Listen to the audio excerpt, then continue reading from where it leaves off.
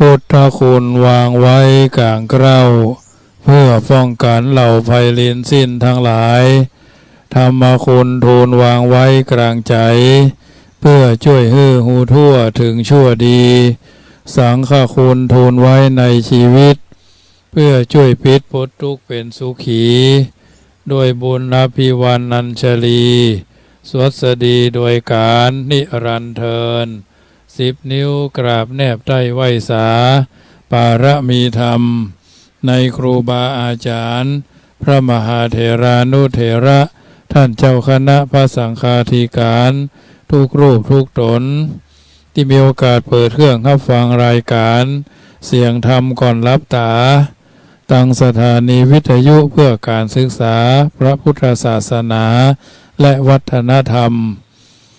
วัดฝ่ายหินตำบลสุเทพอำเภอเมืองจังหวัดเชียงใหม่ FM ความถี่ 104.50 เมกะเฮิรตซ์ส่งสัญญาณจากวัดจังกำตำบลมะกอกอำเภอป่าซางจังหวัดลำพูนทุกวันจันทร์วันอังคารวันพฤหัสบดีวันเสาร์และก็วันอาทิตย์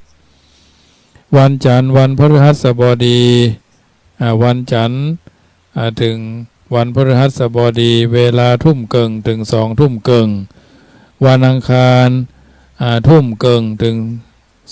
10 โมงเมื่อคืนหรือ22 นาฬิกาวันเสาร์วันอาทิตย์ ทุ่ม20 นาทีถึง2 ทุ่ม25อันนี้เป็นรายการธรรมะรายการสดที่อาตมาภาพพระมหาประสิทธมาภินันโทรูปนี้ได้ดำเนินรายการอธิบายน้ำทำคำสอนญาติโยมสาธุชนได้ฟังนำไปเป็นประทีปธรรมนำชีวิตเพราะฉะนั้นจำเอาไว้เลยว่าวันจันทร์วันพฤหัสบดีเวลาทุ่มเกิงถึง2 ทุ่มจันทร์และพฤหัสบดีส่วนวันอังคารทุ่มเกิงถึง22 นาฬิกาวันพวกนี้วันอังคารทุ่มเกิงถึง10 โมงเมื่อคืนวันเสาร์วันอาทิตย์ทุ่ม20 นาทีถึง2 ทุ่ม25 นาทีอันนี้เป็นรายการที่อาตมาภาพดำเนินรายการสดญาติโยมก็สามารถเปิดเครื่องรับฟังแล้วก็โทรศัพท์หาได้ทักทายกันได้15 นาทีสุดท้ายนะก่อนจะจบรายการโยมอยู่จนไหนโมงไหนก่อนอื่นก็จะได้นำปาญาติโยมสาธุชนได้นมัสการแนบใต้ไหวสาพระพุทธเจ้าพระธรรมพระสงฆ์ถือว่าเฮาท่านทั้งหลายอยู่กันด้วยการอยู่ร่วมกันอยู่กันอย่างพี่ดีกันอย่างน้องปรองดองกันเหมือนญาติประเทศชาติก็เจริญพุทธศาสนาก็รุ่งเรืองไปใจเพราะฉะนั้นในค่ำคืนของแต่ละวันวันคืนล่วงไปบัดนี้เราทำมาอย่างอยู่เอาทำดีเอาทำบดีวันนี้เรามีความท้อแท้เรามีความท้อถอยเรามีความหดหู่อย่างใดอย่างหนึ่งเพราะฉะนั้นญาติโยมสาธุชนท่านผู้ฟังทั้งหลายก่อนอื่นก็ขอประกาศอนุโมทนากับญาติโยมที่ได้ร่วมเป็นเจ้าภาพซื้อที่ดินพ่องอย่างพ่องเนาะซึ่งวันนี้ก็มีสาธุชนได้ร่วมกันทำบุญกันมามากคนหลายท่านเป็นต้นว่าครอบครัวสมศักดิ์สายฝนชัยขันเนาะบ้านสันทรายตำบลลวงเหนืออำเภอดอยสะเก็ดจังหวัดเชียงใหม่ร่วมทำบุญ100 บาทนส.วาสนาจอมใจบ้านสันทรายตำบลลวงเหนืออำเภอดอยสะเก็ดร่วมทำบุญซื้อที่ดิน1 ตารางเมตร200 บาทวาสนาชัยวุฒิบ้านสันทรายลวงเหนือดอยสะเก็ดร่วมทำบุญ100 บาทแม่แตงอ่อนชมพูเทพทำบุญวันคล้ายวันเกิดบำรุงสถานีลิงของวัดจังกำ500 บาทแม่แตงอ่อนชมพูเทพบ้านหนองสมณะใต้ร่วมทำบุญที่ดินให้เจ้ากรรมนายเวร200 บาทโยมแม่อุ้ยอุ่นแปลงหลวงบ้านหิมอ่อนตำบลอ่อนใต้อำเภอสันกำแพงจังหวัดเชียงใหม่ร่วมทำบุญ2 ตารางวาจำนวนเงิน400 บาทเนาะก็ขออนุโมทนาตัวเพิ่นฝากละอ่อนมาได้ยินได้แล้วโยมแม่อุ้ยแม่อุ้ยแปลงแม่อุ้ยอุ่นเนาะได้รับไว้เรียบร้อยคุณสมคิดคุณจันฟองวิชัยคำบ้านไร่น้อยตำบลม่วงน้อยอำเภอป่าซางร่วมทำบุญซื้อที่ดินให้น้องควาย1 ตารางเมตร200 บาททัดนั้นมาหมายมีจันหอมจันตะนาลีฝ่ายแป้นเมืองละปูน100 บาทบุญเสริมพิษสมัยลิยวารีบ้านเมืองจี้ใหม่ร่วมทำบุญ60 บาทแม่บัวจันฟันพรมบ้านเมืองจี้ใหม่ร่วมทำบุญ20 บาทสนิทแอดฟันพรมบ้านกู่เศร้ากู่เรืองร่วมทำบุญ20 บาทนวงคำสีตานันเมืองจี้ใหม่ร่วมทำบุญ100 บาทพรทิพย์ศรีอุทรวงศ์หัวหินประจวบคีรีขันธ์100 บาทนางตุ้มสุยวารีบ้านเมืองจี้ใหม่ร่วมทำบุญ20 บาทครอบครัวฉลองทัศนีเมืองสุวรรณบ้านเมืองจี้ใหม่ร่วมทำบุญ40 บาทครอบครัวศรียนต์จันแสงมูลแก้วร่วมทำบุญบ้านเมืองจี้ใหม่ร่วมทำบุญ100 บาทสังวานสุยวารีบ้านเมืองจี้ใหม่ร่วมทำบุญ40 บาทก็ขออนุโมทนา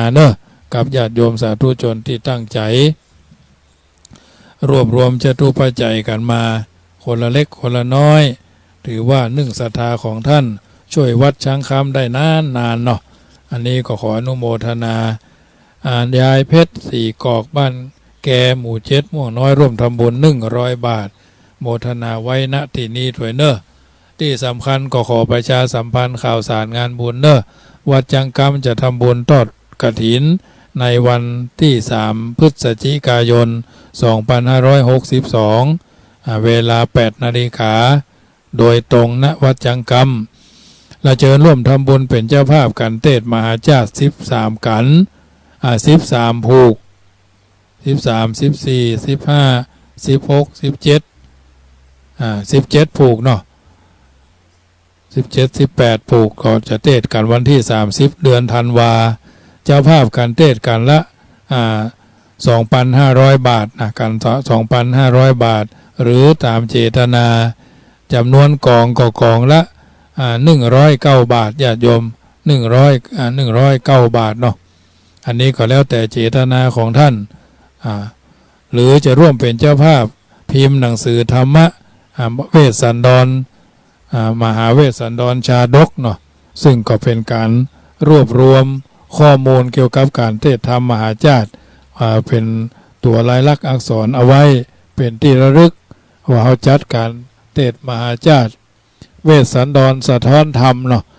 เป็นเจ้าภาพพิมพ์หนังสือเวสสันดรสะท้อนธรรม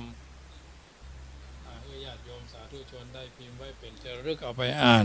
จะมีเกี่ยวกับน้ำธรรมคำสอนการเทศมหาชาติเป็นไปเป็นมาอย่างใดเนาะเปิดห้องว่าเวสสันดรสะท้อนธรรมหนังสือก่อนหนาประมาณ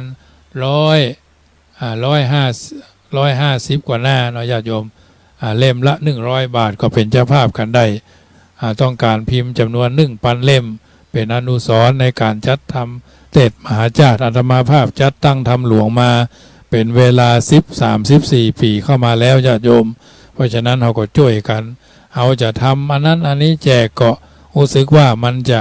บ่ค่อยจะมีค่าเท่าใดนักหนังสือปันนะหนังสือเป็นสิ่งที่ตัวแทนเฮาแม้เฮาล้มหายตายจากก็ถือว่าเฮายังมีหนังสือที่เฮาท่านทั้งหลายได้รวบรวมเอาไว้เมื่อพระตถาคตเป็นพระเวสสันดรบริจาคพ่อจารีแม่กันหาชินาซึ่งเป็นธิดาและนางมัตสีเทวีผู้มีวัดอันดีผู้ยำเกรงในพระสวามีไม่ได้กึศเสียดายเลยเพราะเหตุแห่งพระโพธิญาณเท่านั้นบุตร2 คนเป็นที่เกลียดชังของเฮาก็หาบ่ได้แต่ทรัพย์ปัญญูตญาณเป็นที่ฮักของเฮามากกว่าฉะนั้นเฮาจึงได้ฮื้อของเป็นที่ฮักคุตกะชาดกกล่าวเอาไว้ในเวสสันตรชาดกเนี่ยญาติโยมสาธุชนท่านผู้ฟังทั้งหลายมีโอกาสก็ร่วมเป็นเจ้าภาพพิมพ์หนังสือเนอะจำนวน1,000 เล่มเล่มละ100 บาทก็ช่วยกันคนละเล่ม2 เล่มไปเพราะฉะนั้นจะพิมพ์แล้วจะมอบแก่เจ้าภาพที่เพื่อเป็นเจ้าภาพคนละ1 เล่มสร้างไว้เป็นที่ระลึกในการจัดตั้งธรรมมหาชาติอาตมาภาพได้เป็นผู้กระทำบำเพ็ญสิ่งเหล่านี้ได้เป็นตัวอย่างที่ดีแก่อนุชนคนรุ่นหลังทำบุญอายุวัฒนมงคลวันที่31ที่ผ่านมาก็พิมพ์หนังสือ55 ปีอายุวัฒนมงคลทะธรรมาภินันโทภิกขุหนังสือเล่มนั้นก็มีเป็นการสวดมนต์เป็นการสวดพระคาถาอัญเชิญเสกมนต์มันเข้มมันขังสวดมนต์อย่างใดสวดมนต์มีโชคสวดมนต์มีอายุยืนสวดมนต์แล้วอยู่รับเป็นสุขตื่นเป็นสุขหิปันมาก้าปันได้ท่านสามารถโทรศัพท์เข้ามาขอได้หรือจะโทรศัพท์เมื่อจบรายการว่าอีแม่อยู่ตรงนั้นตรงนี้จะได้ส่งให้แม่สันทรายจำนวน2 เล่มนะเพิ่นก็บริจาคมาแต่เจ้าโยมแม่เพิ่นก็ทำบุญมาทางวิทยุหรือโอนตางมาเนาะโอนสตางมาญาติโยมสาธุชนท่านผู้ฟังทั้งหลายโอนสตางมาตั้ง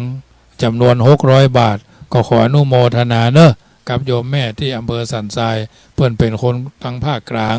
มาอยู่ทางบ้านเฮาอันเรื่องพระเวสสันดรชาดกนี่นะมีคุณธรรมที่มนุษย์ธรรมดายากจะทำได้ก็คือสิ่งที่คนอื่นได้ยากมีลูกมีเมียเป็นตาล ทำสิ่งที่ทำได้ยากคือทำใจให้เป็นกลางทนสิ่งที่ทนได้ยากคือทนทุกข์เพื่อคนอื่นละสิ่งที่ละได้ยากคือละสุขส่วนตนเพื่อเป็นคนเพื่อคนส่วนมากชนะสิ่งที่ชนะได้ยากคือชนะใจตัวเก่าบำเพ็ญมหาตานะปารมีจึงได้รับฉายาว่ามหาบุรุษนักให้ผู้ยิ่งใหญ่ของโลกอันนี้เป็นต้นญาติโยมเพราะฉะนั้นมีโอกาสก็มาร่วมเป็นเจ้าภาพพิมพ์หนังสือนะคนละเล่มคนละเล่มก็ได้2 คนเล่มก็ได้3 คนเล่มก็ได้ก็ถือว่าช่วยกันคนละนิดคนละหน่อยกันไปทางนี้ทางนั้น1ศรัทธาของท่านช่วยวัดช่วยวาช่วยบำรุงพระพุทธศาสนาเกิดจัดหน้าจัดใดก็ขอให้ท่านทั้งหลายสุขสบายเมื่อรับเมื่อตื่นเมื่อยืนเมื่อเตียวเมื่อเกี้ยวเมื่อกินเพราะฉะนั้นการเทศน์ธรรมมหาชาติการที่ร่วมกันเป็นเจ้าภาพพิมพ์หนังสือมันมีคุณมันมีก้ามันเป็นสิ่งที่เชิดชูให้เราท่านทั้งหลายได้อยู่สุขัมจูปูจาวรพระพุทธศาสนาไปใจธรรมมหาชาตินั่นเป็นธรรมที่เราท่านทั้งหลายอาจจะได้ยินได้ฟังเปิดว่าฟังวันเดียวจะได้มีอานิสงส์มากโขเกิดจัดหน้าจะได้จะสุขสบายวันที่30เดือนธันวาเนอะจะได้ตั้งธรรมหลวงญาติโยมก็มีโอกาสร่วมกินร่วมทานกันได้ธรรมมหาชาตินี่มีเตศแท้13 14 15 16 17ผูกเนาะ18ผู้จาร19พระเจ้าเนี่ยเจ้าภาพกันเทศนี่19กันเทศแท้17ผูกนะ17ผูกทุกปีญาติโยมตั้งธรรมมหาชาติจ้างร้อยม้าร้อยงัวก็มีควายก็มีแล้วนะญาติโยมได้มาร่วมกันถ้าท่านใดจะมาร่วมทำบุญมานอนคืนวันที่29วันที่30ก็ปิก1 คืนก็1 วันเนาะมา10 คนก็จะเอารถไปครับในระยะรัศมีประมาณ15 โลนี่นะ15 โล20 โลนี่แหละมานอนคืนวันที่29บ่าย29 30ก็ฟังเทศน์ทั้งวันอย่างจ้าก็3 ทุ่มอย่างโวยก็ทุ่มโดยประมาณจบนะ13กันอันนี้ก็แจ้งให้ญาติโยมได้ทราบร่วมเป็นเจ้าภาพพิมพ์หนังสือ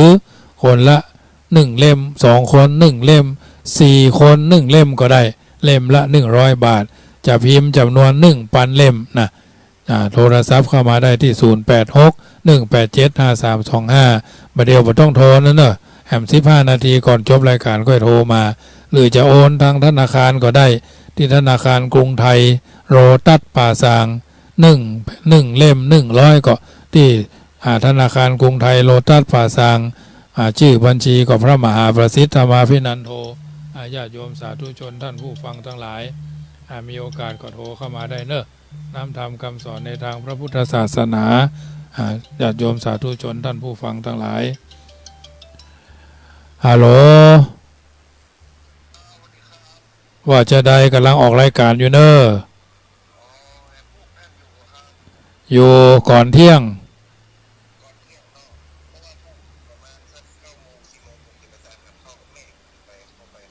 ได้เลยได้เลย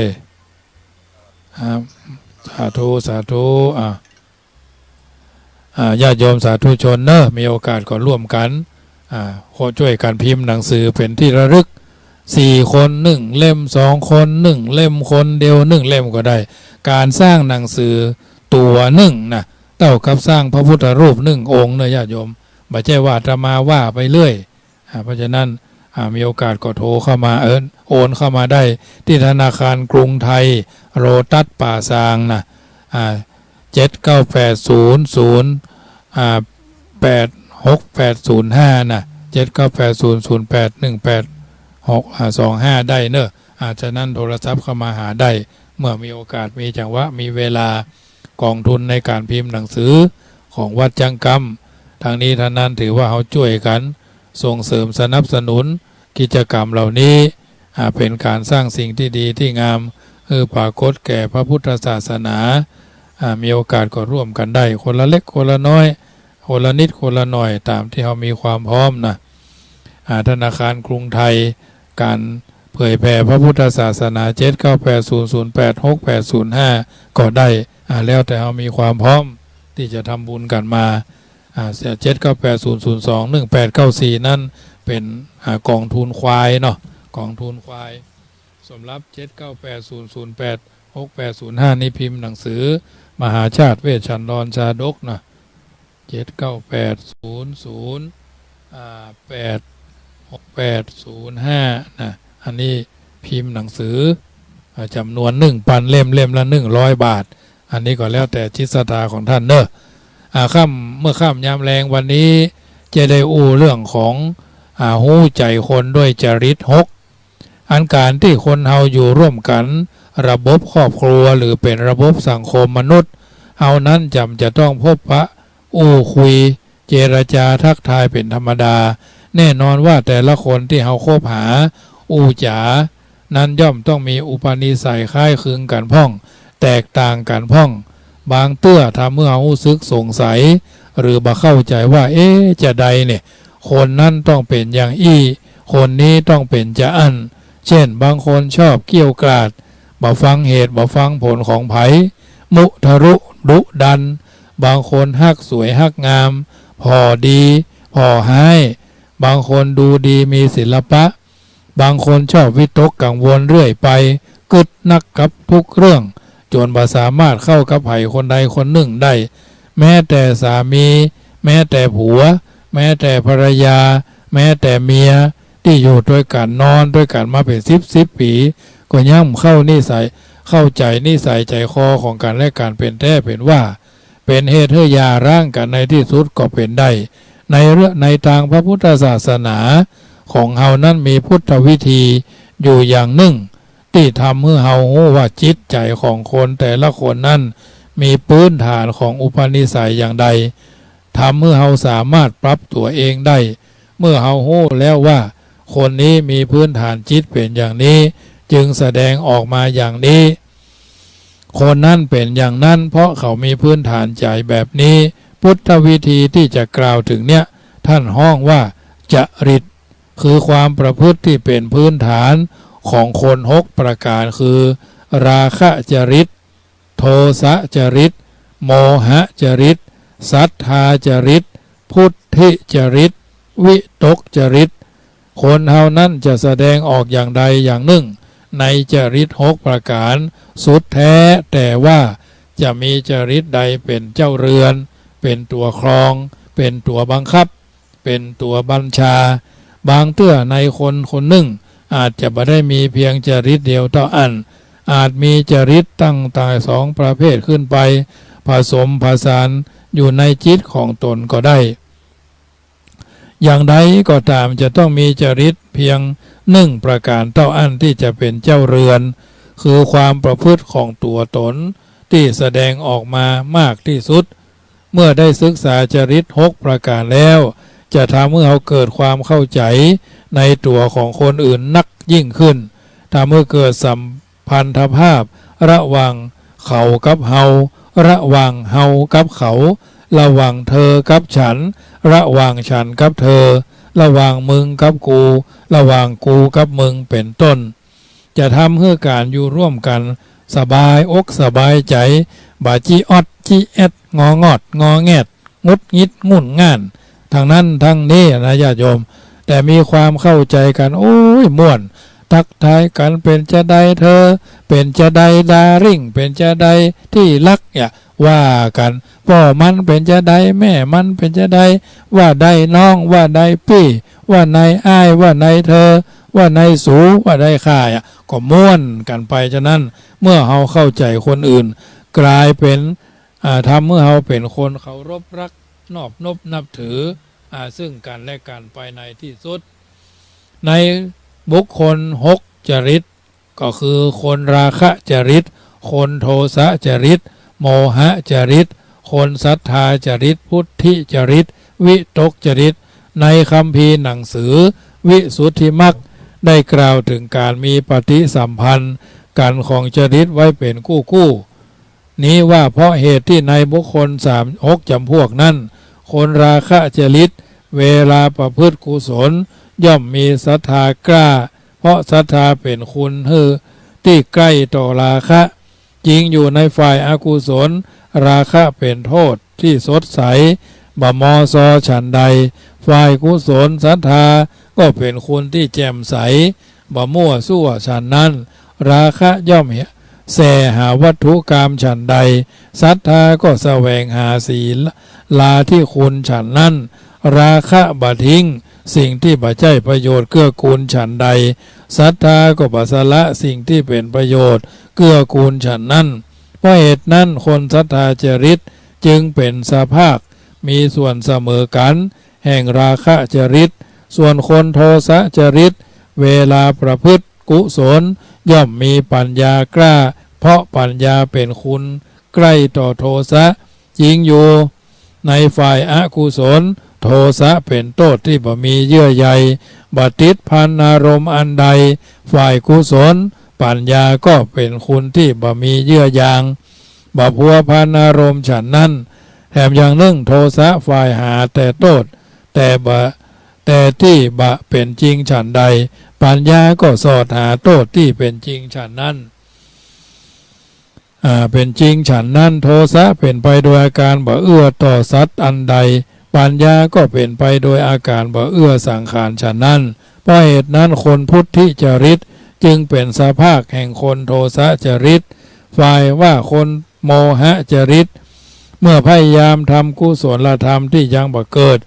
เกิดขึ้นอยู่วิตกทั้งหลายที่เป็นอันตรายมักจะเกิดขึ้นเพราะวิตกมีลักษณะใกล้ต่อโมหะจริงอยู่โมหะบ่ปักลงได้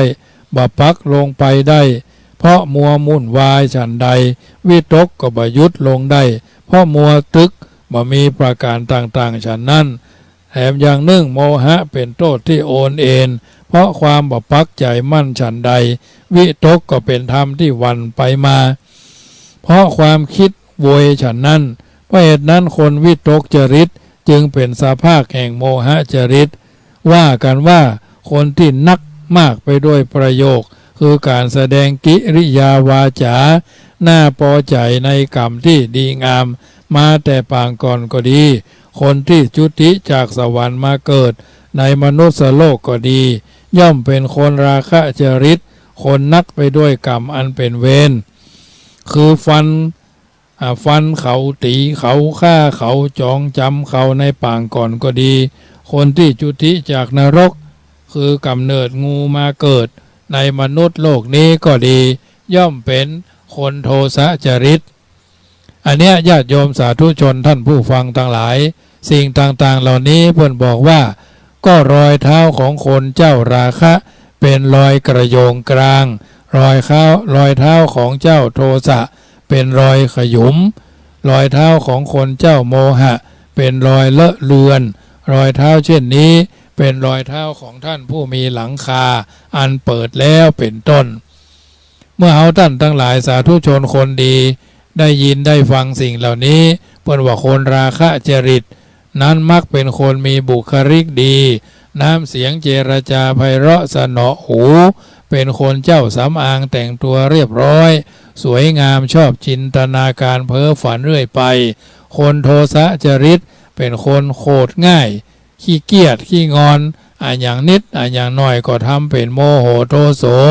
อยากให้ทุกอย่างเป็นไปตามที่ตัวเองกึศเจ้ากฎระเบียบชอบความถูกต้องแต่งตัวสะอาดสะอ้านทำอย่างรวดเร็วดูจากการเดินพอจะหู้ได้อันนี้โทสะจริตโกรธเป็นเจ้าเรือนโมหะคือหลงดูเบื่อซึมออกจะเฉยบ่ยินดียินให้กับไผเขาว่าดีก็ดีตัวเขาว่าให้ก็ให้ตัวบ่ชอบการแสดงออกอย่างออกจะเชื่องช้าเล็กน้อยเวลาทำอย่างบ่มีจุดมุ่งหมายเสร็จก็ช่างไม่เสร็จก็ช่างเวลาจะเดินจะเหินก็ดูเมื่อลอย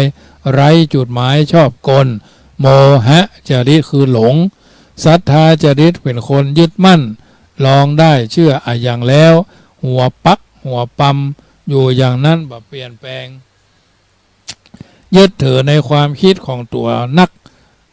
ถูกอย่างเดียวบ่ประเสริฐอย่างเดียวทุกคนจะต้องฟังข้าพเจ้าจะว่าอย่างนั้นก็ได้ ถ้าได้เชื่อในสิ่งที่ถูกต้องแล้วละคนจริตนี้สร้างสิ่งดีๆได้มากมายเพราะมีความจริงจังในการทำงานเป็นกิจลักษณะถ้าทำความเข้าใจในเรื่องต่างหลักการต่างๆได้คนพุทธิจริตเป็นคนที่มองโลกด้วยเหตุด้วยผลทำความเข้าใจในเรื่องต่างๆตามความเป็นจริงเสมอ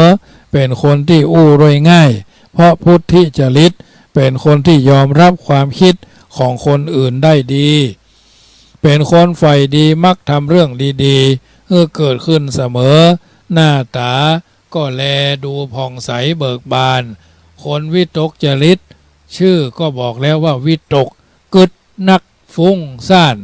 ไปเรื่อยเปื่อยบะกึดคิดไม่รู้จักจบจักเสี่ยงเวลาอู้อะหยังกับไผก็อู้บ่ฮู้จักหยุดเนื่องจากมาจากความฟุ้งซ่านในจิตใจเกิดไปเกิดมาก็เริ่มจะหลงอยู่ในความคิดของตัวเก่าคือนึกไปว่าตัวเองได้คนเดียวเป็นคนเก่งฉลาดทำฮื้อบะเชื่อความคิดคนอื่นพอคนอื่นผิดไปหมดแต่เวลาจะทำฮื้ออะหยังมักบ่ค่อยสำเร็จเพราะมัวแต่ฝันโน่นฝันนี่กึดหันกึดนี่นั่นแหละทำฮื้องานไม่เด่นงานไม่เดินผัดวันประกันพรุ่งเรื่อยไปข้อเสียของคนจริตต่างๆก็จะได้อู้กันต่อไปวันนี้สาธยายสาธกยกเอาเรื่องจริตคือความที่เฮาท่านทั้งหลายได้หู้ได้เข้าใจในสิ่งต่างๆเหล่านี้เรื่องราคะจริตโทสะจริตโมหะจริตพุทธิจริตศรัทธาจริตวิตกจริต6ประการนี้เป็นบรรทัดฐานญาติโยมสาธุชนเอาไปคิดยาวเรื่องราคะจริตโทสะจริตโมหะจริตแล้วก็จะได้รู้ว่าสิ่งต่างๆเป็นไปเป็นมาอย่างใดรายละเอียดทั้งหลายต่างๆวันพรุ่งนี้เวลาทุ่มเกิงถึง4 ทุ่มจะได้สาธยายสาธกยกเอาสาระอันเป็นอัตถธรรมคำสอนญาติโยมสาธุชนได้ยินได้ฟังนำไปเป็นข้อเตือนจิตสกิจใจดำเนินชีวิตบ่ผิดเพี้ยนบ่ผิดพลาดคลาดเคลื่อนจากความเป็นจริงวันนี้เวลาก็ใกล้จะหมดแล้วบุญใดกุศลใดที่เฮาท่านทั้งหลายได้กระทำบำเพ็ญกันมาก่อนที่เฮาท่านทั้งหลายจะรับตาในค่ำคืนนี้ก็ไหว้พระสวดมนต์สร้างบุญสร้างกุศลท่านทั้งหลายได้ช่วยกันบำเพ็ญคุณงามความดีละ3คือละโทสะละโมหะละโลภะละโทสะละโมหะทำ3ทานรักษาศีลเจริญจิตภาวนานึก5นึกถึงพระพุทธนึกถึงพระธรรมนึกถึงพระสงฆ์นึกถึงคุณพ่อคุณแม่นึกถึงคุณครูบาอาจารย์อันเนี้ยพิจารณา3ก็หมายความว่าอนิจจังไม่เที่ยงทุกขังเป็นทุกข์อนัตตาบ่ใจตัวบ่ใจตนเมื่อเอาท่านทั้งหลายได้คิดอย่างนี้แล้วรับนอนในค่ำคืนนี้สมาทานศีลใสสะอาดว่าปัญจสิกขาพุทธากล่าวไว้เป็นไม้ใต้ส่องโลกโลกีมวลมนุษย์ผ่องพุทธใสสีองค์พระมุนีศีล5 ข้อสร้างสมกุศลผลบุญหอมป้อปัญจศีลาใหญ่ล้ำพระพุทธองค์ทรงวาทะศีลเป็นเบื้องต้นความดีประมุขธรรมะมักกะวิถีเป็นของดีสืบไปหน้ารัตนัตยานุภาเวนะรัตนัตยเตจสาพุทโธบังซ้ายธัมโมบังขวาสังโฆบังกายาอะระหังบังเกสาอะระหังพุทโธนะโมพุทธายะท้ายที่สุดนี้รายการเสียงธรรมก่อนรับตาตมาภาพโมทนาท่านผู้ฟังรายการนี้ด้วยธรรมะสาระนำมาบรรยายขยายแจ้งเพื่อผลประโยชน์ปลดทุกข์โทษปลุกกำลังใจได้ยินด้วยหู กึดด้วยหัวตั้งใจทำด้วยความดีฟังแล้วคิดพินิจหูดูที่ดวงจิตได้รู้ฤทธิ์รู้กิเลสที่เสียดสีจุงกำจัดปัดเป่าอย่าได้มีจักเปรมปรีมีความสุขทุกเมื่อรายการเสียงธรรมก่อนรับตาประจำเมื่อค่ำยามคืนวันจันทร์วันอังคารพฤหัสบดีเสาร์อาทิตย์หมดเวลาลงแล้วขอนำรายการจากท่านไปก่อนกึดจะได้ไข้ใจถึงแปลงใจตึงให้เป็นเจ้าภาพผ้าป่าสมทบทุนซื้อที่ดิน7,000 ตารางเมตรตารางเมตรละ200เจ้าภาพพิมพ์หนังสือมหาชาติเวสสันดรสะท้อนธรรมชาดกปันเล่มละ100 บาทหรือจะทำบุญสุนทรทานทั้งนั้นทั้งนี้ก็แล้วแต่เจตนาของท่านมีโอกาสมีจังหวะก็โทรศัพท์หาได้ที่เบอร์โทรศัพท์0861875325 ท้ายที่สุดนี้ขอเจริญพรอนุโมทนา